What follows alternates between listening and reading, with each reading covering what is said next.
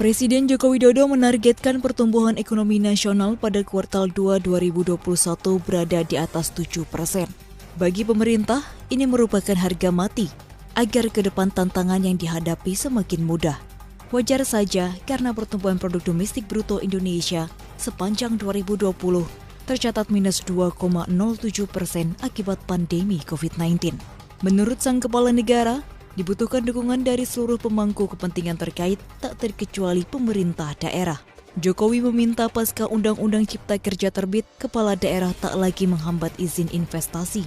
Jokowi menekankan dengan investasi dan ekspor dapat menggenjot pertumbuhan ekonomi Indonesia.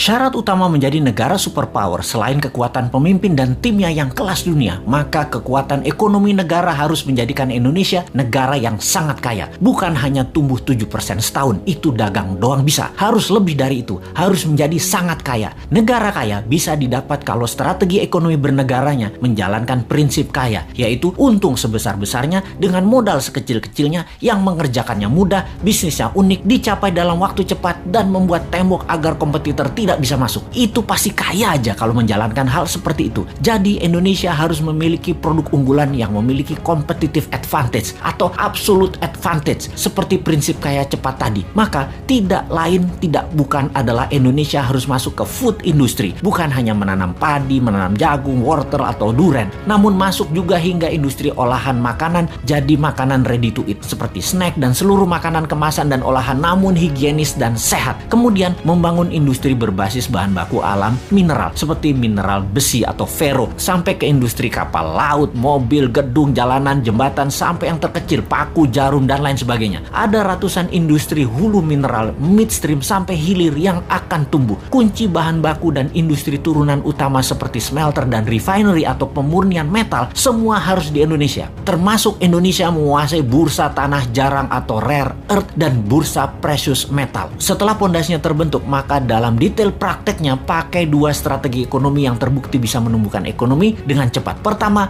bottom up, dari bawah ke atas, di mana kita akan membuat UKM scale up dari 20 juta pengusaha kelas kecil saat ini, 50%-nya dalam waktu 10 tahun menjadi pengusaha kelas menengah, dan 50% kelas menengah tadi menjadi kelas besar dengan pinjaman 0% menggunakan printing money yang diutamakan adalah industri serta manufaktur. Yang kedua adalah trickle down, dari atas ke bawah, di mana kita akan membuat 1000 konglomerat baru. Program ini bernama Bossman Boys. Setiap provinsi akan diseleksi mereka yang nasionalis, sudah memiliki pengalaman bisnis minimum 10 tahun, sudah memiliki organisasi dan tim manajemen yang tangguh. Mereka rata-rata akan diberikan standby loan 5 triliun rupiah tanpa bunga yang harus dikembalikan dalam 7 tahun utuh. Seleksinya nasional berdasarkan prestasi, meritokrasi sistem. Yang terpenting karakternya adalah NKRI garis lurus, visioner, agresif, dan terukur. Oligarki mules nih kalau program ini dijalankan. Makanya jangan pilih Mardigu jadi presiden.